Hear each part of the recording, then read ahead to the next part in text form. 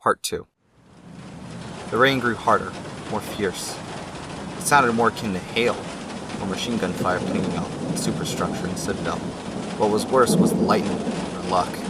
The lightning strike hit the mainmast. It didn't knock it down or start any fires, but it did cause a massive surge current, knock out Huff Duff, and trip the overload relays. Mr. Wells was already on the case for repairing our electrical systems, but we'd have most of our systems down for just under 2 hours. For now, we had to rely on old faithful manual power, relative bearings, and good old deduction. We had to turn to signal tighten our peril with our one functioning signal lamp, but that we were still in this fight. I sighed. We were limping. We were partially blind. But at least we could still hit back. Hit back we would. "Sir! Message from Banafy!" I spun to meet Harry. "Read it out." Stinky walked up to meet us. "Orca, sonar, port quarter." I frowned.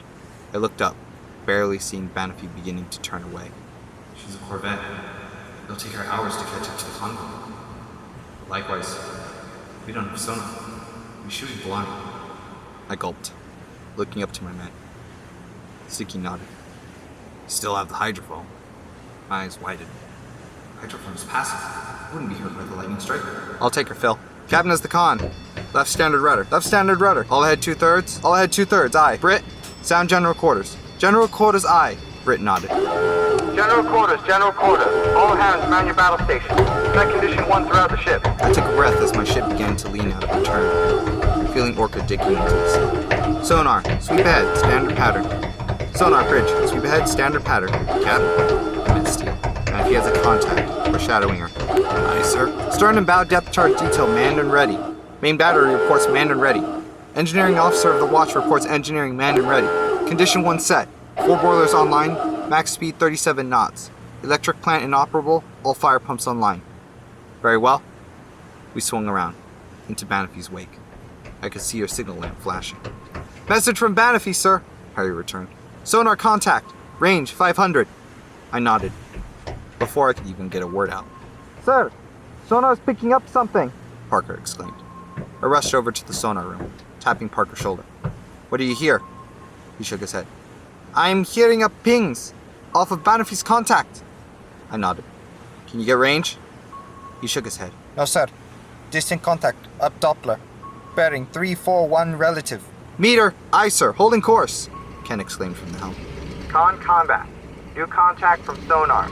I designate contact George. Time 7:32. Contact bearing steady on 341. Range indefinite. "Message from Banafy, sir. Range 200. I nodded. "Slow to 1/3. Slow to 1/3. Come right 10 degrees. Come right 10 degrees, aye, sir." We slowed our roll, letting Banafy interrogate the contact. "Mr. Steele, stand by with a wide, shallow pattern." "Aye, sir." We would be in position for a second depth charge attack if they decided to shoot. From my position in the pilot house, in the doorway of the sonar room, I drew out my binoculars to watch Banafy. I watched their little Corvette trundle steadily towards their contact. I listened anxiously for any news from Luke. I watched for any message from their signal lamp. Parker groaned. "Contact lost. Huff." I frowned. They must have sailed right over. It sounded like it was stationary. The only sounds I could hear were allied screws, and even the sonar pings were muddied. I grumbled. I hated losing electricity. "Make turns for 11 knots. Make turns for 11 knots. Maintain cover over the contact. They start to move, I want to know." "Aye, sir." "Message from Banafy, sir. They report negative contact. Com convoy notified. They're returning to station." "Very well," I grumbled. "Signal Tempest. We'll stay here for a little longer, see if this U-boat wants to be an idiot. Then we'll rejoin formation." "Aye, sir." Harry ran around to the bridge wings.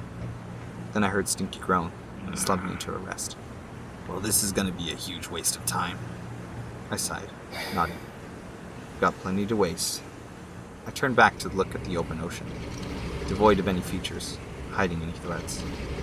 The least we could do is prevent this wayward U-boat from speeding around to catch our convoy by surprise. So we stayed, for a good hour or so, letting the convoy get away, waiting for George to surface or come to periscope depth. Even scanning, doing figure eights, even running dead slow, George did not reappear. I think the contact was stationary, Parker remarked. It wasn't a decoy. It almost sounded like a whale, but it didn't move.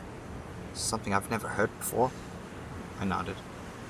While I wasn't beyond writing it up as unreliable equipment, especially in our case, I had a hunch this threat was a lot more than what it meets the eye.